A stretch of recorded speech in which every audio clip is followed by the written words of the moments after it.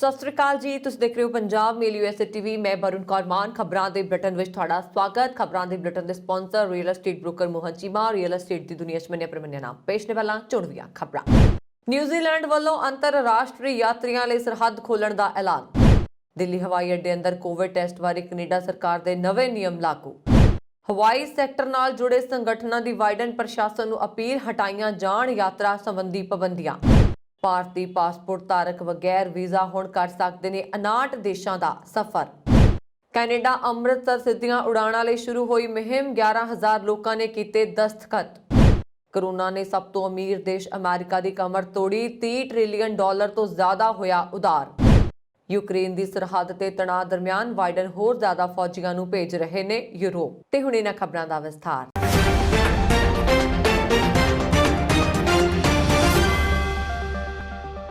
Corona ਮਹਾਮਾਰੀ ਦੇ ਪ੍ਰਕੋਪ ਵਿੱਚ ਨਿਊਜ਼ੀਲੈਂਡ ਨੇ ਆਪਣੇ ਨਾਗਰਿਕਾਂ ਅਤੇ ਅੰਤਰਰਾਸ਼ਟਰੀ ਯਾਤਰੀਆਂ ਲਈ ਬਾਰਡਰ ਖੋਲ੍ਹ ਦਿੱਤੇ ਨੇ। ਨਿਊਜ਼ੀਲੈਂਡ ਦੀ ਸਰਹੱਦ 27 ਫਰਵਰੀ ਦੀ ਅੱਧੀ ਰਾਤ ਨੂੰ ਆਸਟ੍ਰੇਲੀਆ ਤੋਂ ਵੈਕਸੀਨ ਲਗਵਾ ਚੁੱਕੇ ਕੀਵੀਆਂ ਅਤੇ ਹੋਰ ਮੌਜੂਦਾ ਯੋਗ ਯਾਤਰੀਆਂ ਲਈ 13 ਮਾਰਚ ਨੂੰ ਬਾਕੀ ਦੁਨੀਆ ਦੇ ਲਈ ਦੁਬਾਰਾ ਖੁੱਲ੍ਹ ਜਾਏਗੀ। ਸਮਾਚਾਰ ਏਜੰਸੀ ਸ਼ਿਨਹੁਆ ਨੇ ਪ੍ਰਧਾਨ ਮੰਤਰੀ ਜਸਿੰਡਾ ਦੇ ਹਵਾਲੇ ਨਾਲ ਕਿਹਾ ਕਿ ਸਰਕਾਰ ਦੀ 5 ਪੜਾਵੀ ਮੁੜ ਯੋਜਨਾ ਦੇ ਤਹਿਤ ਸਾਰੇ ਨਿਊਜ਼ੀਲੈਂਡ ਵਾਸੀਆਂ ਤੇ ਮੁੱਖ ਵੀਜ਼ਾ ਧਾਰਕਾਂ ਨੂੰ ਆਉਣ ਵਾਲੇ 3 ਮਹੀਨਿਆਂ ਵਿੱਚ ਦੇਸ਼ 'ਚ ਦਾਖਲ ਹੋਣ ਦੀ ਮਨਜ਼ੂਰੀ ਦੇਗੀ। ਇਹ ਫੈਸਲਾ ਆਰਥਿਕ ਰਿਕਵਰੀ ਵਿੱਚ ਸਹਾਇਤਾ ਕਰੇਗਾ ਅਤੇ ਕਰਮਚਾਰੀਆਂ ਦੀ ਕਮੀ ਨੂੰ ਤੁਰੰਤ ਹੱਲ ਕਰੇਗਾ। 27 ਫਰਵਰੀ ਤੋਂ ਟੀਕਾਕਰਨ ਵਾਲੇ ਨਿਊਜ਼ੀਲੈਂਡਰ ਅਤੇ ਆਸਟ੍ਰੇਲੀਆ ਤੋਂ ਯੋਗ ਯਾਤਰੀ ਪ੍ਰਬੰਧਤ ਆਈਸੋਲੇਸ਼ਨ ਅਤੇ ਕੁਆਰੰਟਾਈਨ ਸਹੂਲਤਾਂ ਵਿੱਚ ਰਹਿ ਕੇ ਨਿਊਜ਼ੀਲੈਂਡ ਵਿੱਚ ਦਾਖਲ ਹੋਣ ਦੇ ਯੋਗ ਹੋਣਗੇ। ਆਰਡਨ ਨੇ ਕਿਹਾ ਕਿ 13 ਮਾਰਚ ਤੋਂ 2 ਹਫ਼ਤਿਆਂ ਬਾਅਦ ਨਿਊਜ਼ੀਲੈਂਡ ਵਾਸੀ ਅਤੇ ਬਾਕੀ ਦੁਨੀਆ ਦੇ ਯੋਗ ਯਾਤਰੀ ਦੇਸ਼ ਆਉਣ ਦੇ ਯੋਗ ਹੋਣਗੇ। ਹਾਲਾਂਕਿ ਉਦੋਂ ਯਾਤਰੀਆਂ ਨੂੰ MIQ ਵਿੱਚ ਰਹਿਣ ਦੀ ਲੋੜ ਨਹੀਂ ਹੋਏਗੀ। ਉਹਨਾਂ ਨੇ ਕਿਹਾ ਕਿ ਅਸੀਂ ਵਾਇਰਸ ਦੇ ਫੈਲਣ ਨੂੰ ਘਟਾਉਣ ਲਈ ਸਰਹੱਦੀ ਉਪਾਅ ਨੂੰ ਕਾਇਮ ਰੱਖ ਰਹੇ ਹਾਂ।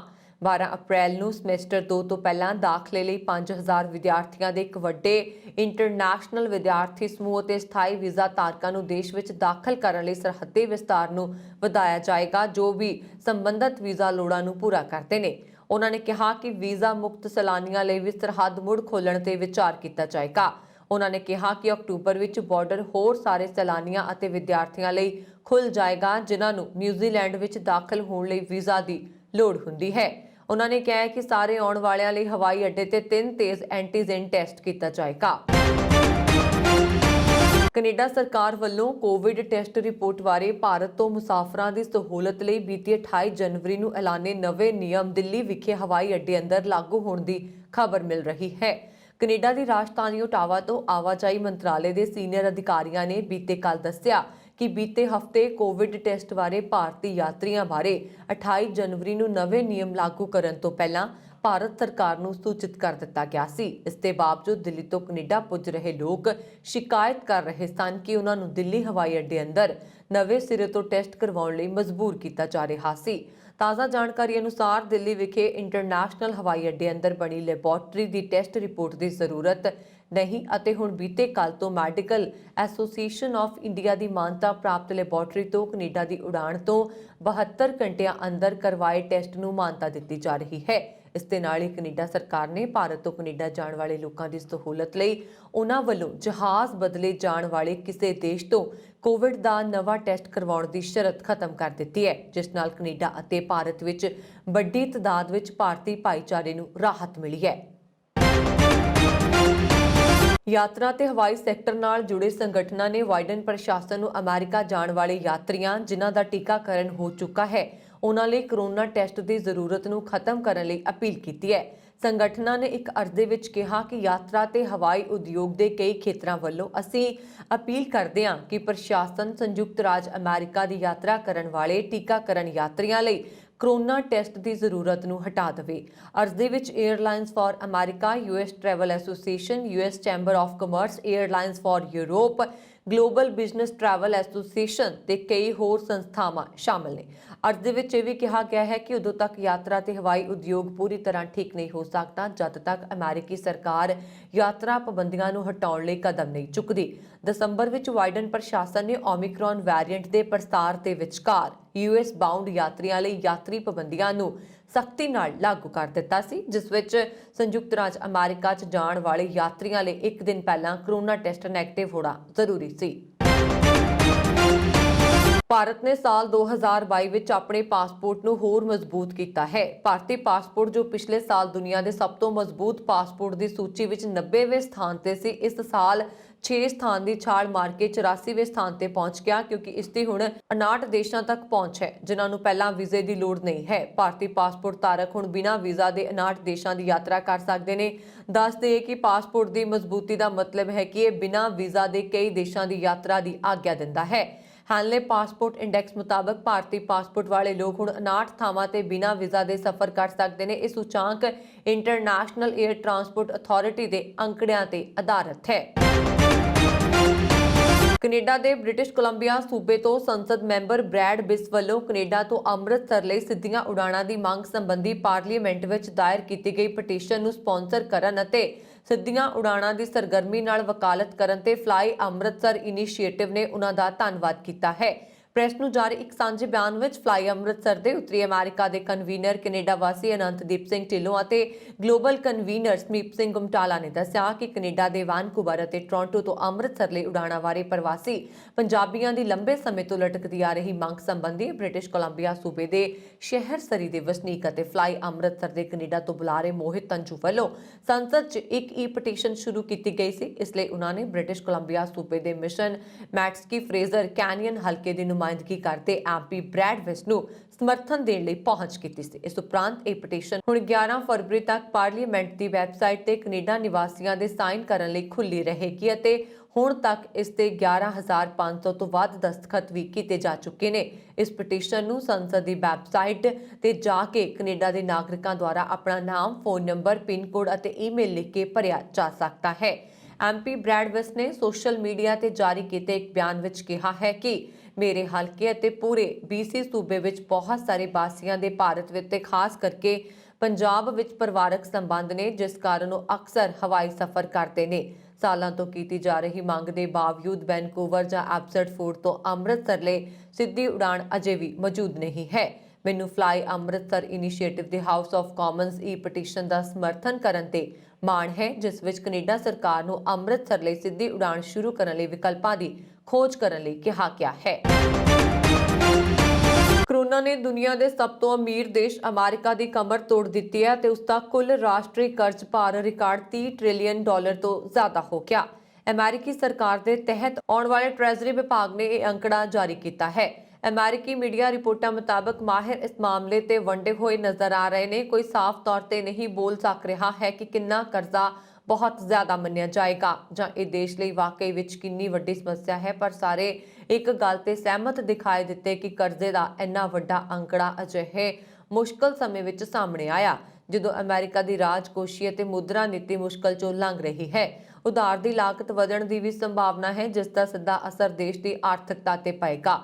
ਕਰਜ਼ੇ ਦੇ ਅਸਮਾਨ ਛੂਹਣ ਦੇ ਪਿੱਛੇ ਕਈ ਕਾਰਨ ਨੇ, ਜਿਨ੍ਹਾਂ ਵਿੱਚ ਇੱਕ ਕਾਰਨ ਇਹ ਵੀ ਹੈ ਕਿ ਸਰਕਾਰ ਨੇ ਕੋਰੋਨਾ ਵਾਇਰਸ ਮਹਾਮਾਰੀ ਕਾਰਨ ਸਰਕਾਰੀ ਖਰਚੇ ਵਿੱਚ ਵਾਧਾ ਕੀਤਾ। ਇਸ ਮਿਆਦ ਦੌਰਾਨ ਅਮਰੀਕੀ ਸਰਕਾਰ ਨੇ ਜਾਪਾਨ ਅਤੇ ਚੀਨ ਦੀ ਅਗਵਾਈ ਵਾਲੇ ਵਿਦੇਸ਼ੀ ਨਿਵੇਸ਼ਕਾਂ ਤੋਂ ਲਗਭਗ $7 ਟ੍ਰਿਲੀਅਨ ਦਾ ਉਧਾਰ ਲਿਆ, ਜਿਸ ਦਾ ਵਾਪਸ ਭੁਗਤਾਨ ਕਰਨ ਦੀ ਲੋੜ ਹੋਏਗੀ। ਅਮਰੀਕੀ ਵਿੱਤ ਮਾਹਿਰਾਂ ਦੇ ਇੱਕ ਦੂਸਰਾ ਕਾਰਨ ਸਾਲ 2008 ਦੇ ਵਿੱਤੀ ਸੰਕਟ ਤੋਂ ਬਾਅਦ ਰਾਸ਼ਟਰੀ ਕਰਜ਼ੇ ਦੇ ਭਾਰ ਵਿੱਚ ਹੋਏ ਵਾਧੇ ਨੂੰ ਦੱਸਿਆ ਹੈ, ਜੋ ਮਹਾਮਾਰੀ ਦੇ ਲਗਭਗ ਇੱਕ ਦਹਾਕੇ ਪਹਿਲਾਂ ਦੀ ਗੱਲ ਹੈ। ਉਦੋਂ ਅਮਰੀਕਾ ਵਿੱਚ ਇੱਕ ਵੱਡਾ ਆਰਥਿਕ ਸੰਕਟ ਖੜਾ ਹੋ ਗਿਆ ਸੀ ਜਦੋਂ ਦਸੰਬਰ 2007 ਵਿੱਚ ਵਿਸ਼ਵ ਆਰਥਿਕਤਾ ਵਿੱਚ ਗਿਰਾਵਟ ਸ਼ੁਰੂ ਹੋਈ ਸੀ। ਉਦੋਂ ਅਮਰੀਕਾ ਦਾ ਰਾਸ਼ਟਰੀ ਕਰਜ਼ਾ ਭਾਰ $9.2 ਟ੍ਰਿਲੀਅਨ ਸੀ। ਟੈਕਸ ਪਾਲਿਸੀ ਸੈਂਟਰ ਮੁਤਾਬਕ ਸਾਲ 2017 ਵਿੱਚ ਤਤਕਾਲੀਨ ਟਰੰਪ ਸਰਕਾਰ ਵੱਲੋਂ ਨਿਯਮਿਤ tax cuts and stops act ਦੇ ਤਹਿਤ ਟੈਕਸ ਕਟੌਤੀ ਨਾਲ ਹੋਣ ਵਾਲੇ ਮਾਲੀਆ ਘਾਟੇ 2018 ਤੋਂ 2025 ਦਰਮਿਆਨ ਕਰਜ਼ਾ ਵਿੱਚ ਅਨੁਮਾਨਿਤ 1 ਤੋਂ 2 ਟ੍ਰਿਲੀਅਨ ਦਾ ਵਾਧਾ ਹੋਏਗਾ। ਟਰੰਪ ਸਰਕਾਰ ਕਾਰਨ ਵੀ ਉਧਾਰ ਦਾ ਅੰਕੜਾ ਹੋਰ ਵਧੇਗਾ। ਇੱਥੋਂ ਤੱਕ ਕਿ ਬਾਈਡਨ ਸਰਕਾਰ ਦੌਰਾਨ ਵੀ ਕਾਂਗਰਸ ਨੇ ਛੋਟੇ ਕਾਰੋਬਾਰੀਆਂ, ਬੇਰੁਜ਼ਗਾਰਾਂ, ਕਾਮਿਆਂ ਅਤੇ ਉਹਨਾਂ ਦੇ ਪਰਿਵਾਰਾਂ ਅਤੇ ਹੋਰ ਸਮੂਹਾਂ ਨੂੰ ਸਮਰਥਨ ਦੇਣ ਲਈ ਪੈਂਡੈਮਿਕ ਪ੍ਰੋਗਰਾਮ ਦੇ ਤਹਿਤ ਖਰਬਾਂ ਡਾਲਰ ਨੂੰ ਮਨਜ਼ੂਰੀ ਦਿੱਤੀ ਗਈ ਹੈ। ਅਮਰੀਕੀ ਰਾਸ਼ਟਰਪਤੀ ਜੋ ਬਾਈਡਨ ਇਸ ਹਫ਼ਤੇ ਨਾਰਥ ਕੈਰੋਲੀਨਾ ਦੇ ਫੋਰਟ ਬਰੈਗ ਤੋਂ ਕਰੀਬ 2000 ਫੌਜੀ ਪੋਲੈਂਡ ਅਤੇ ਜਰਮਨੀ ਭੇਜ ਰਹੇ ਨੇ। ਨਾਲ ਹੀ ਅਮਰੀਕਾ ਕਰੀਬ 1000 ਫੌਜੀਆਂ ਦੀ ਸਕੁਆਡਰਨ ਨੂੰ ਜਰਮਨੀ ਤੋਂ ਰੋਮਾਨੀਆ ਭੇਜ ਰਿਹਾ ਹੈ। ਬਾਈਡਨ ਪ੍ਰਸ਼ਾਸਨ ਦੇ ਇੱਕ ਸੀਨੀਅਰ ਅਧਿਕਾਰੀ ਨੇ ਬੁੱਧਵਾਰ ਨੂੰ ਇਹ ਕਿਹਾ। ਯੂਕਰੇਨ ਦੀ ਸਰਹੱਦ ਦੇ ਨੇੜੇ ਰੂਸੀ ਫੌਜੀਆਂ ਦੇ ਜਮਾਵੜੇ ਨੂੰ ਲੈ ਕੇ ਰੂਸ ਨਾਲ ਰੁਕੀ ਹੋਈ ਗੱਲਬਾਤ ਦਰਮਿਆਨ ਅਮਰੀਕਾ ਨੇ ਇਹ ਕਦਮ ਚੁੱਕਿਆ ਹੈ।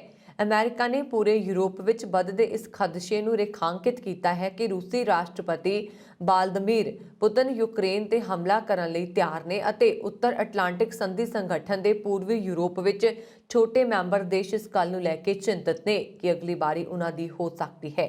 ਜ਼ਿਕਰਯੋਗ ਹੈ ਕਿ ਯੂਕਰੇਨ ਦੀ ਸਰਹੱਦ ਨੇੜੇ ਰੂਸ ਦੇ 1 ਲੱਖ ਤੋਂ ਜ਼ਿਆਦਾ ਫੌਜੀ ਤਾਇਨਾਤ ਕਰਨ ਤੋਂ ਬਾਅਦ ਯੂਕਰੇਨ ਤੇ ਰੂਸੀ ਹਮਲਾਵਰ ਦਾ ਖਦਸ਼ਾ ਵੱਧ ਗਿਆ ਹੈ। ਹਾਲਾਂਕਿ ਰੂਸੀ ਅਧਿਕਾਰੀਆਂ ਨੇ ਜ਼ੋਰ ਦਿੰਦੇ ਹੋਏ ਕਿਹਾ ਕਿ ਹਮਲਾਵਰ ਕਰਨ ਦੀ ਮਾਸਕੋ ਦਾ ਕੋਈ ਇਰਾਦਾ ਨਹੀਂ ਹੈ। ਇੱਕ ਅਮਰੀਕੀ ਸੰਸਦ ਮੈਂਬਰ ਨੇ ਰਾਸ਼ਟਰਪਤੀ ਜੋ ਬਾਈਡਨ ਤੋਂ ਪਾਕਿਸਤਾਨ ਦੇ ਨਾਮਜ਼ਦ ਰਾਜਦੂਤ ਮਸੂਦ ਖਾਨ ਦੀ ਰਾਜਨਾਇਕ ਵਜੋਂ ਨਿਯੁਕਤੀ ਨੂੰ ਰੱਦ ਕਰਨ ਦੀ ਅਪੀਲ ਕੀਤੀ ਹੈ। ਉਸ ਨੂੰ ਖੇਤਰ 'ਚ ਅਮਰੀਕਾ ਦੇ ਹਿੱਤਾਂ ਨੂੰ ਕਮਜ਼ੋਰ ਕਰਨ ਦਾ ਕੰਮ ਕਰਨ ਵਾਲਾ ਅਤੇ ਅੱਤਵਾਦ ਨਾਲ ਹਮਦਰਦੀ ਰੱਖਣ ਵਾਲਾ ਜਿਹਾਦੀ ਬੇਈਮਾਨ ਸ਼ਖਸ ਕਰਾਰ ਦਿੱਤਾ ਹੈ। ਉਹਨਾਂ ਨੇ ਕਿਹਾ ਕਿ ਖਾਨ ਨੇ ਨੌਜਵਾਨਾਂ ਨੂੰ ਜਿਹਾਦੀਆਂ ਦਾ ਅਨੁਕਰਨ ਕਰਨ ਲਈ ਉਤਸ਼ਾਹਿਤ ਕੀਤਾ ਹੈ ਅਤੇ ਵਿਦੇਸ਼ੀ ਅੱਤਵਾਦੀ ਸੰਗਠਨਾਂ ਦੀ ਪ੍ਰਸ਼ੰਸਾ ਕੀਤੀ ਹੈ। ਪਿਛਲੇ ਸਾਲ ਅਗਸਤ ਤੱਕ ਪਾਕਿਸਤਾਨ ਦੇ ਕਬਜ਼ੇ ਵਾਲੇ ਕਸ਼ਮੀਰ ਦੇ ਰਾਸ਼ਟਰਪਤੀ ਵਜੋਂ ਕੰਮ ਕਰ ਚੁੱਕੇ ਖਾਨ ਨੂੰ ਨਵੰਬਰ 'ਚ ਅਮਰੀਕਾ 'ਚ ਪਾਕਿਸਤਾਨ ਦਾ ਰਾਜਦੂਤ ਨਿਯੁਕਤ ਕੀਤਾ ਗਿਆ ਸੀ। ਰਿਪਬਲਿਕਨ ਸਾਂਸਦ ਸਕਾਟ ਪੈਰੀ ਨੇ ਪਿਛਲੇ ਹਫ਼ਤੇ ਰਾਸ਼ਟਰਪਤੀ ਜੋ ਬਾਈਡਨ ਨੂੰ ਲਿਖੇ ਇੱਕ ਪੱਤਰ ਵਿੱਚ ਅਮਰੀਕਾ 'ਚ ਪਾਕਿਸਤਾਨ ਦੇ ਰਾਜਦੂਤ ਵਜੋਂ ਖਾਨ ਦੀ ਨਾਮਜ਼ਦਗੀ ਨੂੰ ਲੈ ਕੇ ਗੰਭੀਰ ਚਿੰਤਾ ਜ਼ਾਹਿਰ ਕੀਤੀ ਸੀ। ਕੈਨੇਡਾ ਦੇ ਕਿਊਬੈਕ ਸੂਬੇ ਵਿੱਚ ਹੁਣ ਕਰੋਨਾ ਵੈਕਸੀਨ ਨਾ ਲਗਵਾਉਣ ਵਾਲੇ ਲੋਕਾਂ ਤੇ ਟੈਕਸ ਨਹੀਂ ਲੱਗੇਗਾ ਕਿਉਂਕਿ ਸਰਕਾਰ ਨੇ ਆਪਣਾ ਫੈਸਲਾ ਵਾਪਸ ਲੈ ਲਿਆ ਹੈ। ਵਿਰੋਧੀ ਪਾਰਟੀਆਂ ਦੇ ਇਤਰਾਜ਼ ਮਗਰੋਂ ਸਰਕਾਰ ਨੇ ਟੈਕਸ ਲਾਉਣ ਦੇ ਫੈਸਲੇ ਤੋਂ ਕਦਮ ਪਿੱਛੇ ਖਿੱਚ ਲਏ ਨੇ। ਇਸ ਤੋਂ ਇਲਾਵਾ ਸੂਬੇ 'ਚ ਜਲਦ ਹੀ ਕੋਵਿਡ ਬੰਦਿਸ਼ਾਂ ਵਿੱਚ ਢਿੱਲ ਮਿਲਣ ਜਾਰੀ ਹੈ, ਜਿਸ ਤੇ ਚਲਦਿਆਂ ਜਿਮ ਆਦਿ 50% ਦੀ ਸਮਰੱਥਾ ਨਾਲ ਖੋਲੇ ਜਾ ਸਕਣਗੇ। ਪ੍ਰੀਮੀਅਰ ਫਰਾਂਸਵਾ ਲੀਗੋ ਨੇ ਕਿਊਬੈਕ 'ਚ ਕਰੋਨਾ ਦੇ ਹਾਲਾਤ ਜਾਣਨ ਲਈ ਇੱਕ ਪ੍ਰੈਸ ਕਾਨਫਰੰਸ ਕੀਤੀ, ਜਿਸ ਵਿੱਚ ਉਹਨਾਂ ਨੇ ਕਿਹਾ ਕਿ ਉਹ ਅਨਵੈਕਸੀਨੇਟਡ ਲੋਕਾਂ ਤੇ ਟੈਕਸ ਲਾਉਣ ਵਾਲਾ ਬਿੱਲ ਨੈਸ਼ਨਲ ਅਸੈਂਬਲੀ ਵਿੱਚ ਪੇਸ਼ ਕਰਨ ਜਾ ਰਹੇ ਸੀ। ਪਰ ਇਸੇ ਦੌਰਾਨ ਉਹਨਾਂ ਨੂੰ ਅਹਿਸਾਸ ਹੋਇਆ ਕਿ ਮਹਾਮਾਰੀ ਜਿਹੇ ਨਾਜ਼ੁਕ ਸਮੇਂ ਵਿੱਚ ਇਹ ਕਾਨੂੰਨ ਲੋਕਾਂ ਵਿੱਚ ਵੰਡੀਆਂ ਪਾ ਸਕਦਾ ਹੈ, ਪਰ ਸਰਕਾਰ ਸਾਰੇ ਕਿਊਬੈਕ ਵਾਸੀਆਂ ਨੂੰ ਜੋੜ ਕੇ ਰੱਖਣਾ ਚਾਹੁੰਦੀ ਹੈ। ਕੈਨੇਡਾ ਦੀ GDP ਵਿੱਚ ਭੰਗ ਨੇ ਵੱਡਾ ਯੋਗਦਾਨ ਪਾਇਆ। ਇਸ ਗੱਲ ਦਾ ਖੁਲਾਸਾ ਇੱਕ ਨਵੀਂ ਰਿਪੋਰਟ ਵਿੱਚ ਹੋਇਆ, ਜਿਸ ਮੁਤਾਬਕ ਦੇਸ਼ ਵਿੱਚ ਅਕਤੂਬਰ 2018 'ਚ ਕਾਨੂੰਨੀ ਮਾਨਤਾ ਮਿਲਣ ਮਗਰੋਂ ਹੁਣ ਤੱਕ ਭੰਗ ਨੇ ਕੈਨੇਡਾ ਦੀ GDP ਵਿੱਚ 43.5 ਬਿਲੀਅਨ ਡਾਲਰ ਦਾ ਯੋਗਦਾਨ ਦਿੱਤਾ। ਇਸ ਤੋਂ ਇਲਾਵਾ ਇਕੱਲੇ ਓਨਟਾਰੀਓ ਸੂਬੇ ਦੀ GDP ਵਿੱਚ ਭੰਗ ਦਾ 13.3 ਬਿਲੀਅਨ ਡਾਲਰ ਦਾ ਯੋਗਦਾਨ ਰਿਹਾ। Deloitte Canada and prevention port distributor Ontario cannabis store ਵੱਲੋਂ ਇਸ ਸੰਬੰਧੀ ਇੱਕ ਰਿਪੋਰਟ ਜਾਰੀ ਕੀਤੀ ਗਈ। ਇਸ ਵਿੱਚ ਕਿਹਾ ਗਿਆ ਹੈ ਕਿ ਭੰਗ ਦੀ $1 ਦੀ ਵਿਕਰੀ ਦੌਰਾਨ ਕੈਨੇਡਾ ਦੀ ਕੁੱਲ ਘਰੇਲੂ ਪੈਦਾਵਾਰ ਵਿੱਚ $1.09 ਡਾਲਰ ਅਤੇ ਓਨਟਾਰੀਓ ਦੀ GDP ਵਿੱਚ $1.02 ਡਾਲਰ ਦਾ ਹਿੱਸਾ ਜਾਂਦਾ ਹੈ। ਕੈਨੇਡਾ ਦੀ ਰਾਜਧਾਨੀ ਓਟਾਵਾ ਵਿੱਚ ਵੱਡੇ ਪੱਧਰ ਤੇ ਟਰੱਕ ਚਾਲਕਾਂ ਦੀ ਅਗਵਾਈ ਵਾਲੇ ਕੋਵਿਡ-19 ਵਿਰੋਧ ਪ੍ਰਦਰਸ਼ਨਾਂ ਦੌਰਾਨ ਮਾਮੂਲੀ ਉਲੰਘਣਾ ਦੇ ਦੋਸ਼ ਵਿੱਚ 2 ਵਿਅਕਤੀਆਂ ਨੂੰ ਗ੍ਰਿਫਤਾਰ ਕੀਤਾ ਗਿਆ। ਸਥਾਨਕ ਪੁਲਿਸ ਨੇ ਇਹ ਜਾਣਕਾਰੀ ਦਿੱਤੀ ਹੈ। ਓਟਾਵਾ ਪੁਲਿਸ ਸੇਵਾ ਨੇ ਓਟਾਵਾ ਦੇ ਹੀ 29 ਸਾਲਾ ਮੈਥਿਊ ਡ੍ਰਿਕੇਨ ਨੂੰ $5000 ਦੇ ਤਹਿਤ ਸ਼ਰਾਰਤ ਕਰਨ ਤੇ ਗ੍ਰਿਫਤਾਰ ਕੀਤਾ ਅਤੇ ਚਾਰਜ ਕੀਤਾ। 29 ਜਨਵਰੀ ਨੂੰ ਇੱਕ ਵਿਅਕਤੀ ਨੇ ਜਾਇਦਾਦ ਨੂੰ ਨੁਕਸਾਨ ਪਹੁੰਚਾਇਆ ਸੀ। ਇੱਕ ਵੱਡੇ ਟਕਰਾਅ ਤੋਂ ਬਚਣ ਲਈ ਉਸ ਨੂੰ ਉਸ ਸਮੇਂ ਗ੍ਰਿਫਤਾਰ ਨਹੀਂ ਕੀਤਾ ਗਿਆ ਸੀ। ਓਟਾਵਾ ਪੁਲਿਸ ਨੇ ਇੱਕ ਬਿਆਨ ਵਿੱਚ ਕਿਹਾ ਕਿ 30 ਜਨਵਰੀ ਨੂੰ ਓਟਾਵਾ ਦੇ ਰਹਿਣ ਵਾਲੇ 37 ਸਾਲਾ ਆਂਡਰੇ ਜੇ ਲੈਕਸੇ ਤੇ ਕੈਨੇਡਾ ਦੇ ਕ੍ਰਿਮੀਨਲ ਕੋਡ ਦੇ ਤਹਿਤ ਜਨਤਕ ਮੀਟਿੰਗ ਵਿੱਚ ਹਥਿਆਰ ਲਿਜਾਣ ਦਾ ਦੋਸ਼ ਲਗਾਇਆ ਗਿਆ ਸੀ। ਸ਼ਨੀਵਾਰ ਨੂੰ ਹਜ਼ਾਰਾਂ ਟਰੱਕ ਚਾਲਕ ਹਾਲ ਹੀ ਵਿੱਚ ਕੋਵਿਡ-19 ਪਾਬੰਦੀਆਂ ਦਾ ਵਿਰੋਧ ਕਰਨ ਲਈ ਓਟਾਵਾ ਵਿੱਚ ਇਕੱਠੇ ਹੋਏ। ਖਾਸ ਤੌਰ ਤੇ ਅਮਰੀਕਾ ਕੈਨੇਡਾ ਸਰਹੱਦ ਪਾਰ ਕਰਨ ਵਾਲੇ ਟਰੱਕ ਡਰਾਈਵਰਾਂ ਲਈ ਵੈਕਸੀਨ ਦੇ ਆਦੇਸ਼ ਦੇ ਬਾਅਦ ਉਹਨਾਂ ਨਾਲ ਸੈਂਕੜੇ ਹੋਰ ਲੋਕ ਵੀ ਸ਼ਾਮਲ ਹੋਏ, ਜਿਨ੍ਹਾਂ ਦਾ ਵਿਰੋਧ ਸ਼ਾਂਤਮਈ ਰਿਹਾ। ਪੁਲਿਸ ਨੇ ਐਤਵਾਰ ਨੂੰ ਕਿਹਾ ਕਿ ਉਹ ਵਿਰੋਧ ਪ੍ਰਦਰਸ਼ਨ ਦੇ ਸੰਬੰਧ ਵਿੱਚ ਕਈ ਘਟਨਾਵਾਂ ਦੀ ਜਾਂਚ ਕਰ ਰਹੀ ਹੈ, ਜਿਸ ਵਿੱਚ ਅਣਪਛਾਤੇ ਸੈਨਿਕਾਂ ਦੇ ਮਕਬਰੇ ਤੇ ਲੋਕਾਂ ਵੱਲੋਂ ਕੁੱਦਣਾ ਅਤੇ ਸ਼ਨੀਵਾਰ ਨੂੰ ਟੈਰੀ ਫੌਕਸ ਦੇ ਬੁੱਤ ਦੀ ਬੇਅਦਬੀ ਸ਼ਾਮਲ ਹੈ। ਸਨ 1967 ਤੋਂ ਵੈਨਕੂਵਰ ਤੋਂ ਛਪਦੇ ਅੰਗਰੇਜ਼ੀ ਰਸਾਲੇ ਵੈਨਕੂਵਰ ਮੈਗਜ਼ੀਨ ਵੱਲੋਂ ਸਾਲ 2022 ਲਈ ਪਾਵਰ 50 ਦੇ ਸਨਮਾਨ ਲਈ ਨਾਵਾਂ ਦਾ ਐਲਾਨ ਕੀਤਾ ਗਿਆ। ਇਸ ਵਕਾਰੀ ਸਨਮਾਨ ਲਈ ਸਰੀ ਦੀ ਉੱਗੀ ਪੰਜਾਬਣ ਡਾਕਟਰ ਤੇ ਸਮਾਜ ਸੇਵਿਕਾ ਡਾਕਟਰ ਮਧੂਮੀਤ ਕੌਰ ਜਵੰਦਾ ਵੀ ਚੁਣੀ ਗਈ ਹੈ। ਵੈਨਕੂਵਰ ਮੈਗਜ਼ੀਨ ਵੱਲੋਂ ਹਰ ਸਾਲ ਇਹ ਸਨਮਾਨ ਉਹਨਾਂ 50 ਵਿਅਕਤੀਆਂ ਨੂੰ ਦਿੱਤਾ ਜਾਂਦਾ ਹੈ ਜਿਨ੍ਹਾਂ ਨੇ ਸਿਹਤ, ਸਿੱਖਿਆ, ਸਿਆਸਤ ਤੇ ਸਮਾਜ ਸੇਵਾ ਦੇ ਖੇਤਰ ਵਿੱਚ ਅਹਿਮ ਯੋਗਦਾਨ ਪਾਇਆ ਹੋਵੇ। ਅਲਬਰਟਾ ਯੂਨੀਵਰਸਿਟੀ ਤੋਂ ਡਾਕਟਰੀ ਪੜ੍ਹਾਈ ਕਰਨ ਉਪਰੰਤ ਡਾਕਟਰ ਮਧੂਮੀਤ ਕੌਰ ਬੀਤੇ 25 ਸਾਲ ਤੋਂ ਸਰੀ ਵਿਖੇ ਫੈਮਿਲੀ ਫਿਜ਼ੀਸ਼ੀਅਨ ਹੈ। ਕੋਰੋਨਾ ਦੀ ਰੋਕਥਾਮ ਵਾਸਤੇ ਡਾਕਟਰ ਮਧੂਮੀਤ ਨੇ ਲੋਕਾਂ ਨੂੰ ਜਾਗਰੂਕ ਕਰਨ ਵਾਸਤੇ ਦਿਸ ਇਜ਼ ਆਵਰ ਸ਼ਾਟ ਅਤੇ south Asian Covid task force ਨਾਲ ਵਲੰਟੀਅਰ ਸੇਵਾਵਾਂ ਨਿਭਾਈਆਂ ਤੇ ਲੋਕਾਂ ਨੂੰ ਪੰਜਾਬੀ ਤੇ ਹਿੰਦੀ ਭਾਸ਼ਾ ਵਿੱਚ ਕੋਰੋਨਾ ਬਾਰੇ ਜਾਗਰੂਕ ਕੀਤਾ। ਇਨਾਮ ਵੰਡ ਸਮਾਗਮ 1 ਮਾਰਚ ਨੂੰ ਵੈਨਕੂਵਰ 'ਚ ਹੋਏਗਾ। ਉੱਤਰੀ ਕੈਰੋਲੀਨਾ ਦੇ ਵਿੰਸਟਨ ਸਾਲੇਮ ਵਿੱਚ ਵਿੰਸਟਨ ਵੀਵਰ ਫਰਟੀਲਾਈਜ਼ਰ ਪਲਾਂਟ ਨੂੰ ਲੱਗੀ ਭਿਆਨਕ ਅੱਗ ਕਾਰਨ ਆਸ-ਪਾਸ ਦੇ ਖੇਤਰਾਂ 'ਚ ਰਹਿੰਦੇ ਲੋਕਾਂ ਨੂੰ ਉੱਥੋਂ ਹਟਾ ਦਿੱਤਾ ਗਿਆ। ਅੱਗ ਨਾਲ ਪਲਾਂਟ ਦਾ ਕਾਫੀ ਨੁਕਸਾਨ ਹੋਣ ਦੀ ਰਿਪੋਰਟ ਹੈ। ਵਿੰਸਟਨ ਸਾਲੇਮ ਦੇ ਅੱਗ ਬਚਾਓ ਵਿਭਾਗ ਦੇ ਮੁਖੀ ਟੇਰੇ ਨੇ ਦੱਸਿਆ ਕਿ ਅੱਗ ਨੂੰ ਅੱਗੇ ਫੈਲਣ ਤੋਂ ਰੋਕ ਲਿਆ ਗਿਆ। 6000 ਦੇ ਆਸ-ਪਾਸ ਸਥਾਨਕ ਵਾਸੀਆਂ ਨੂੰ ਉੱਥੋਂ ਕੱਢਿਆ ਗਿਆ ਹੈ, ਜਿਨ੍ਹਾਂ ਵਿੱਚ ਵੇਕ ਫੋਰੈਸਟ ਯੂਨੀਵਰਸਿਟੀ ਦੇ ਵਿਦਿਆਰਥੀ ਤੇ ਨਾਲ ਲੱਗਦੀ ਜੇਲ੍ਹ ਦੇ 200 ਤੋਂ ਵੱਧ ਕੈਦੀ ਸ਼ਾਮਲ ਹੈ। ਉਹਨਾਂ ਨੇ ਦੱਸਿਆ ਕਿ ਪਲਾਂਟ 'ਚ 600 ਟਨ ਅਮੋਨੀਅਮ ਨਾਈਟ੍ਰੇਟ ਤੇ 5000 ਟਨ ਤਿਆਰ ਖਾਦ ਮੌਜੂਦ ਸੀ। ਅੱਗ ਲੱਗਣ ਦੇ ਕਾਰਨ ਦੀ ਜਾਂਚ ਕੀਤੀ ਜਾ ਰਹੀ ਹੈ ਤੇ ਅੱਗ ਨਾਲ ਹੋਏ ਨੁਕਸਾਨ ਦਾ ਅਨੁਮਾਨ ਲਗਾਇਆ ਜਾ ਰਿਹਾ। ਪਲਾਂਟ ਦੇ 1 ਕਿਲੋਮੀਟਰ ਘੇਰੇ ਵਿੱਚ ਰਹਿੰਦੇ ਲੋਕਾਂ ਨੂੰ ਚੌਕਸ ਰਹਿਣ ਲਈ ਕਿਹਾ ਗਿਆ ਹੈ।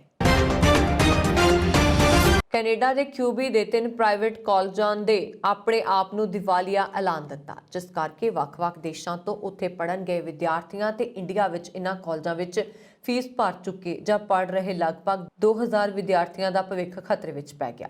ਵਿਦਿਆਰਥੀਆਂ ਨੂੰ ਇਸ ਨਾਲ ਕਈ ਮੁਸ਼ਕਲਾਂ ਦਾ ਸਾਹਮਣਾ ਕਰਨਾ ਪੈ ਰਿਹਾ। ਇਨ੍ਹਾਂ ਕਾਲਜਾਂ ਵਿੱਚ ਪੜ੍ਹ ਰਹੇ ਮਨਜੂਤ, ਗੈਰੀ, ਦੀਪਾਕਸ਼ੀ ਤੇ ਹੋਰ ਵਿਦਿਆਰਥੀ ਦੱਸਦੇ ਨੇ ਕਿ ਕਈ ਸਟੂਡੈਂਟਸ ਨੇ ਇਨ੍ਹਾਂ ਕਾਲਜਾਂ ਵਿੱਚ ਵੀ ਲਗਾਈਆਂ ਤੇ ਕਈ ਆਪਣੇ ਵੀਜ਼ੇ ਦੀ ਉਡੀਕ ਕਰ ਰਹੇ ਨੇ, ਪਰ ਵੀਜ਼ੇ ਰਿਫਿਊਜ਼ ਕਰ ਦਿੱਤੇ ਗਏ ਨੇ। ਆਪਣੇ ਰਿਫੰਡ ਲਈ ਅਪਲਾਈ ਕੀਤਿਆਂ ਵੀ 6 ਮਹੀਨੇ ਹੋ ਗਏ, ਪਰ ਕੁਝ ਵਾਪਸ ਨਹੀਂ ਆਇਆ। ਕਾਲਜਾਂ ਨੇ ਆਪਣੇ ਆਪ ਨੂੰ ਅਦਾਲਤ ਅੱਗੇ ਦਿਵਾਲੀਆ ਐਲਾਨ ਦਿੱਤਾ। ਹੁਣ ਕਾਨੂੰਨ ਮੁਤਾਬਕ ਜਦੋਂ ਇਨ੍ਹਾਂ ਕਾਲਜਾਂ ਨੂੰ ਕੋਈ ਖਰੀਦਦਾਰ ਖਰੀਦੇਗਾ ਤੇ ਇਸ ਪ੍ਰਾਪਰਟੀ ਨੂੰ ਵੇਚ ਕੇ ਜੋ ਪੈਸਾ ਆਏਗਾ ਉਸ ਨਾਲ ਵਿਦਿਆਰਥੀਆਂ ਨੂੰ ਰਿਫੰਡ ਕੀਤਾ ਜਾਏਗਾ। ਇਸ ਵਿੱਚ ਵੀ ਇਹ ਪੱਕਾ ਨਹੀਂ ਹੈ ਕਿ ਉਹ ਫੀਸ ਕਿੰਨੀ ਕੱਟ ਕੇ ਰਿਫੰਡ ਕਰਨਗੇ। ਵਿਦਿਆਰਥੀਆਂ ਦਾ ਕਹਿਣਾ ਹੈ ਕਿ ਕਾਲਜ ਨੇ ਵਿਦਿਆਰਥੀਆਂ ਤੋਂ ਪਹਿਲਾਂ ਹੀ ਕੈਨੇਡਾ ਵਿੱਚ ਪੜ੍ਹ ਰਹੇ ਨਵੇਂ ਆਏ ਤੇ ਇੰਡੀਆ ਵਿੱਚ ਬੈਠੇ ਵਿਦਿਆਰਥੀਆਂ ਤੋਂ ਦੂਜੇ ਸਮੈਸਟਰ ਦੀ ਫੀਸ ਤੱਕ ਜਮ੍ਹਾਂ ਕਰਵਾ ਲਈ ਸੀ ਤੇ ਬਾਅਦ ਵਿੱਚ ਮੇਲ ਕਰਕੇ ਛੁੱਟੀਆਂ ਅੱਗੇ ਵਧਾ ਦਿੱਤੀਆਂ। ਕਾਲਜ ਨੇ ਵਿਦਿਆਰਥੀਆਂ ਨਾਲ ਧੋਖਾ ਕੀਤਾ ਹੈ ਅਤੇ ਪੜ੍ਹਾਈ ਬੰਦ ਕਰ ਦਿੱਤੀ ਹੈ। ਬੀਜਿੰਗ ਓਲੰਪਿਕ ਦੀ ਸ਼ੁਰੂਆਤ ਤੋਂ ਪਹਿਲਾਂ ਚੀਨੀ ਅਧਿਕਾਰੀਆਂ ਨੇ ਆਲੋਚਕਾਂ ਅਤੇ ਮਨੁੱਖੀ ਅਧਿਕਾਰ ਕਾਰਕੁਨਾਂ ਨੂੰ ਉਹਨਾਂ ਦੇ ਘਰਾਂ 'ਚੋਂ ਹਿਰਾਸਤ ਵਿੱਚ ਲਿਆ ਅਤੇ ਜੇਲ੍ਹ ਭੇਜ ਦਿੱਤਾ। ਇਸ ਤੋਂ ਇਲਾਵਾ ਸੈਂਸਰ ਨੇ ਮੁੱਖ ਆਲੋਚਕਾਂ ਦੇ ਸੋਸ਼ਲ ਮੀਡੀਆ ਖਾਤਿਆਂ ਨੂੰ ਬੰਦ ਕਰ ਦਿੱਤਾ ਅਤੇ ਅਧਿਕਾਰੀਆਂ ਨੇ ਓਲੰਪਿਕਾਂ ਨੂੰ ਚੇਤਾਵਨੀ ਦਿੱਤੀ ਹੈ ਕਿ ਵਿਰੋਧ ਪ੍ਰਦਰਸ਼ਨ ਕਰਨ ਤੇ ਉਹਨਾਂ ਤੇ ਮੁਕੱਦਮਾ ਚਲਾਇਆ ਜਾ ਸਕਦਾ ਹੈ। ਬੀਜਿੰਗ ਓਲੰਪਿਕ ਲਈ ਚੀਨ ਪੁੱਜਣ ਤੇ ਪ੍ਰਤੀਯੋਗੀਆਂ, ਐਥਲੀਟਾਂ ਅਤੇ ਪੱਤਰਕਾਰਾਂ ਨੂੰ ਅੰਤਰਰਾਸ਼ਟਰੀ ਖੇਡ ਆਯੋਜਨ 'ਚ ਹੁਣ ਤੱਕ ਦੇ ਸਭ ਤੋਂ ਸਖਤ ਸੁਰੱਖਿਆ ਉਪਾਵਾਂ ਦਾ ਸਾਹਮਣਾ ਕਰਨਾ ਪੈ ਰਿਹਾ। ਉਹਨਾਂ 'ਚ ਬਹੁਤ ਸਾਰੀਆਂ ਕੋਵਿਡ ਦੇ ਵਿਰੁੱਧ ਸਾਵਧਾਨੀਆਂ ਨੇ, ਪਰ ਹੋਰ ਚੀਨੀ ਸਰਕਾਰ ਦੀ ਅਸਹਿਮਤੀ ਅਤੇ ਆਲੋਚਨਾ ਦੀ ਵੱਧ ਰਹੀ ਅਸਹਿਣਸ਼ੀਲਤਾ ਨੂੰ ਦਰਸਾਉਂਦੇ ਹਨ। ਬੀਜਿੰਗ ਵਿੱਚ ਇੱਕ ਮੁੱਖ ਮਨੁੱਖੀ ਅਧਿਕਾਰ ਕਾਰਕੁਨ ਨੇ ਕਿਹਾ ਕਿ ਚੀਨੀ ਪੁਲਿਸ ਨੇ ਉਸ ਨੂੰ ਉਸਦੇ ਅਪਾਰਟਮੈਂਟ 'ਚ ਬੰਦਕ ਬਣਾ ਦਿੱਤਾ ਹੈ। ਹੂ ਜਿਆ ਨੇ ਜਨਵਰੀ ਵਿੱਚ ਟਵਿੱਟਰ ਤੇ ਓਲੰਪਿਕ ਤੋਂ ਪਹਿਲਾਂ ਆਲੋਚਕਾਂ ਤੋਂ ਪੁੱਛਗਿੱਛ ਕਰਨ, ਉਹਨਾਂ ਨੂੰ ਪਰੇਸ਼ਾਨ ਕਰਨ ਅਤੇ ਉਹਨਾਂ ਨੂੰ ਹਿਰਾਸਤ 'ਚ ਲੈਣ ਲਈ ਰਾਜ ਦੇ ਸੁਰੱਖਿਆ ਏਜੰਟਾਂ ਦੀ ਆਲੋਚਨਾ ਕੀਤੀ ਸੀ। ਉਸ ਦੇ ਬਾਅਦ ਤੋਂ ਪੁਲਿਸ 8 ਦਿਨਾਂ 'ਚ 4 ਵਾਰ ਉਸ ਨੂੰ ਮਿਲਣ ਆ ਚੁੱਕੀ ਹੈ। ਪੰਜਾਬ ਵਿੱਚ ਮੁੱਖ ਮੰਤਰੀ ਦੇ ਚਿਹਰੇ ਨੂੰ ਲੈ ਕੇ ਚੱਲ ਰਹੀ ਖਿੱਚੋਤਾਣ ਦਰਮਿਆਨ ਕਾਂਗਰਸ ਦੇ ਸੂਬਾ ਪ੍ਰਧਾਨ ਨਵਜੋਤ ਸਿੰਘ ਸਿੱਧੂ ਨੂੰ ਕਰਾਰਾ ਝਟਕਾ ਦਿੱਤਾ ਹੈ। ਕਾਂਗਰਸ ਵੱਲੋਂ ਜਾਰੀ ਉੱਤਰਾਖੰਡ ਦੇ ਸਟਾਰ ਪ੍ਰਚਾਰਕਾਂ ਦੀ ਸੂਚੀ ਵਿੱਚੋਂ ਨਵਜੋਤ ਸਿੰਘ ਸਿੱਧੂ ਬਾਹਰ ਹੋ ਗਏ ਨੇ। ਹੁਣ ਤੱਕ ਕਾਂਗਰਸ ਵਧੀਆ ਬੁਲਾਰੇ ਹੋਣ ਕਾਰਨ ਸਿੱਧੂ ਨੂੰ ਸਟਾਰ ਪ੍ਰਚਾਰਕਾਂ ਦੀ ਸੂਚੀ ਵਿੱਚ ਸ਼ਾਮਲ ਕਰਦੀ ਰਹੀ ਹੈ। ਮਹੱਤਵਪੂਰਨ ਗੱਲ ਇਹ ਹੈ ਕਿ ਕਾਂਗਰਸ ਨੇ ਇਸ ਸੂਚੀ ਵਿੱਚ ਮੁੱਖ ਮੰਤਰੀ ਚਰਨਜੀਤ ਸਿੰਘ ਚੰਨੀ ਨੂੰ ਸ਼ਾਮਲ ਕੀਤਾ ਹੈ, ਜਦੋਂ ਕਿ ਉਹ ਪੰਜਾਬ ਦੀਆਂ 2 ਵਿਧਾਨ ਸਭਾ ਸੀਟਾਂ ਤੋਂ ਚੋਣ ਲੜ ਰਹੇ ਨੇ। ਉੱਤਰਾਖੰਡ ਦੇ ਸਟਾਰ ਪ੍ਰਚਾਰਕ ਦੀ ਸੂਚੀ ਵਿੱਚ ਪੰਜਾਬ ਦੇ ਸਿਰਫ ਇੱਕ ਆਗੂ ਨੂੰ ਸ਼ਾਮਲ ਕੀਤਾ ਗਿਆ। ਇਸ ਵਿੱਚ ਮੁੱਖ ਮੰਤਰੀ ਚਰਨਜੀਤ ਸਿੰਘ ਚੰਨੀ ਹਨ। ਚੰਨੀ ਦੇ ਸਟਾਰ ਪ੍ਰਚਾਰਕਾਂ ਦੀ ਸੂਚੀ ਵਿੱਚ ਸ਼ਾਮਲ ਹੋਣ ਨੂੰ 2022 ਦੇ ਮੁੱਖ ਮੰਤਰੀ ਦੇ ਚਿਹਰੇ ਨਾਲ ਜੋੜਿਆ ਜਾ ਰਿਹਾ ਹੈ। ਹਾਲਾਂਕਿ ਕਾਂਗਰਸ ਦੇ ਇੱਕ ਸੀਨੀਅਰ ਆਗੂ ਦਾ ਕਹਿਣਾ ਹੈ ਕਿ ਚੰਨੀ ਨੂੰ ਮੁੱਖ ਮੰਤਰੀ ਵਜੋਂ ਸਟਾਰ ਪ੍ਰਚਾਰਕ ਵਜੋਂ ਸ਼ਾਮਲ ਕੀਤਾ ਗਿਆ ਹੈ। ICC ਅੰਡਰ 19 ਵਿਸ਼ਵ ਕੱਪ ਕ੍ਰਿਕਟ 2022 ਦਾ ਦੂਜਾ ਸੈਮੀਫਾਈਨਲ ਮੈਚ ਬੁੱਧਵਾਰ ਨੂੰ ਭਾਰਤੀ ਅੰਡਰ 19 ਟੀਮ ਅਤੇ ਆਸਟ੍ਰੇਲੀਆ ਦੀ ਅੰਡਰ 19 ਟੀਮ ਵਿਚਾਲੇ ਐਂਟੀਗੁਆ ਦੇ ਕੁਲੀਸ ਕ੍ਰਿਕਟ ਮੈਦਾਨ ਤੇ ਖੇਡਿਆ ਗਿਆ। ਇਸ ਹਾਈ ਵੋਲਟੇਜ ਮੁਕਾਬਲੇ 'ਚ ਭਾਰਤੀ ਟੀਮ ਨੇ ਵਿਰੋਧੀ ਟੀਮ ਨੂੰ 96 ਦੌੜਾਂ ਨਾਲ ਮਾਤ ਦਿੰਦੇ ਹੋਏ ਸੈਮੀਫਾਈਨਲ ਵਿੱਚ ਐਂਟਰੀ ਮਾਰੀ ਹੈ। ਇਸ ਦੇ ਨਾਲ ਹੀ ਟੀਮ ਇੰਡੀਆ ਫਾਈਨਲ ਵਿੱਚ ਪਹੁੰਚ ਗਈ ਹੈ। ਹੁਣ 5 ਫਰਵਰੀ ਨੂੰ ਭਾਰਤ ਅਤੇ ਇੰਗਲੈਂਡ ਵਿਚਾਲੇ ਖਿਤਾਬੀ ਮੁਕਾਬਲਾ ਖੇਡਿਆ ਜਾਏਗਾ। ਟੀਮ ਇੰਡੀਆ ਲਗਾਤਾਰ ਚੌਥੀ ਵਾਰ ਅੰਡਰ 19 ਵਿਸ਼ਵ ਕੱਪ ਦੇ ਫਾਈਨਲ ਵਿੱਚ ਪਹੁੰਚੀ ਹੈ। ਕੁਲੀਜ਼ ਵਿੱਚ ਇਸ ਵੱਡੀ ਜਿੱਤ ਤੋਂ ਇਲਾਵਾ ਟੀਮ ਇੰਡੀਆ ਨੇ ਇੱਕ ਖਾਸ ਰਿਕਾਰਡ ਵੀ ਆਪਣੇ ਨਾਮ ਕਰ ਲਿਆ। ਦਰਅਸਲ ਆਸਟ੍ਰੇਲੀਆ ਖਿਲਾਫ ਸੈਮੀਫਾਈਨਲ ਮੈਚ ਵਿੱਚ ਮਿਲੀ ਇਸ ਵੱਡੀ ਜਿੱਤ ਦੇ ਨਾਲ ਹੀ ਭਾਰਤੀ ਟੀਮ ਲਗਾਤਾਰ 4 ਵਾਰ ICC ਅੰਡਰ-19 ਵਿਸ਼ਵ ਕੱਪ ਦੇ ਫਾਈਨਲ ਲਈ ਕੁਆਲੀਫਾਈ ਕਰਨ ਵਾਲੀ ਪਹਿਲੀ ਟੀਮ ਬਣ ਗਈ ਹੈ। ਟੀਮ ਇੰਡੀਆ ਨੇ ਪਹਿਲੀ ਵਾਰ ਸਾਲ 2000 ਵਿੱਚ ਫਾਈਨਲ ਲਈ ਟਿਕਟ ਕੱਟੀ ਸੀ। ਭਾਰਤ ਨੇ ਪਹਿਲਾਂ ਖੇਡਦਿਆਂ 50 ਓਵਰਾਂ ਵਿੱਚ 5 ਵਿਕਟਾਂ ਤੇ 290 ਦੌੜਾਂ ਬਣਾਈਆਂ ਸਨ। ਇਸ ਦੇ ਜਵਾਬ ਵਿੱਚ ਆਸਟ੍ਰੇਲੀਆ ਦੀ ਟੀਮ 194 ਦੌੜਾਂ ਤੇ ਹੀ ਢੇਰ ਹੋ ਗਈ। ਭਾਰਤ ਲਈ ਬੱਲੇਬਾਜ਼ੀ ਕਰਦਿਆਂ ਕਪਤਾਨ ਜਸ਼ ਧੂਲ ਨੇ ਸਭ ਤੋਂ ਵੱਧ 110 ਦੌੜਾਂ ਬਣਾਈਆਂ। ਗੇਂਦਬਾਜ਼ੀ ਵਿੱਚ ਵਿੱਕੀ ਉਸਬਾਲ ਨੇ ਸਭ ਤੋਂ ਵੱਧ 3 ਵਿਕਟਾਂ ਲਈਆਂ। ਦੱਸਦੇ ਕਿ 1998 ਤੋਂ ਬਾਅਦ ਇਸ ਟੂਰਨਾਮੈਂਟ ਵਿੱਚ ਭਾਰਤ ਅਤੇ ਆਸਟ੍ਰੇਲੀਆ ਵਿਚਾਲੇ ਕੁੱਲ 6 ਮੈਚ ਖੇਡੇ ਗਏ ਅਤੇ ਭਾਰਤ ਟੀਮ ਨੇ ਇਹਨਾਂ ਸਾਰਿਆਂ ਵਿੱਚ ਜਿੱਤ ਦਰਜ ਕੀਤੀ ਹੈ। ਭਾਰਤ ਨੇ ਨੌਕਆਊਟ ਮੈਚਾਂ ਵਿੱਚ ਆਸਟ੍ਰੇਲੀਆ ਖਿਲਾਫ ਕੁੱਲ 4 ਮੈਚ ਖੇਡੇ ਨੇ ਅਤੇ ਸਾਰਿਆਂ ਵਿੱਚ ਜਿੱਤ ਦਰਜ ਕੀਤੀ ਹੈ। ਟੀਮ ਇੰਡੀਆ ਨੇ 2012 ਅਤੇ 2018 ਦੇ ਅੰਡਰ-19 ਵਿਸ਼ਵ ਕੱਪ ਦੇ ਫਾਈਨਲ ਵਿੱਚ ਆਸਟ੍ਰੇਲੀਆ ਨੂੰ ਹਰਾਇਆ। ਇਸ ਤੋਂ ਇਲਾਵਾ ਟੀਮ ਇੰਡੀਆ ਨੇ 2000 ਦੇ ਸੈਮੀਫਾਈਨਲ ਵਿੱਚ ਆਸਟ੍ਰੇਲੀਆ ਨੂੰ ਹਰਾਇਆ ਸੀ। ਇਹ ਸਨ ਹੁਣ ਤੱਕ ਦੀਆਂ ਖਬਰਾਂ। ਮੈਨੂੰ ਵਰੁਣ ਕੌਰ ਮਾਨੂ ਦੀ ਆਗਿਆ। ਹੋਰ ਖਬਰਾਂ ਦੇ ਲਈ ਸਾਡਾ YouTube ਚੈਨਲ ਪੰਜਾਬ ਮੇਲ USA TV ਜ਼ਰੂਰ ਸਬਸਕ੍ਰਾਈਬ ਕਰੋ। ਸਤਿ ਸ਼੍ਰੀ ਅਕਾਲ।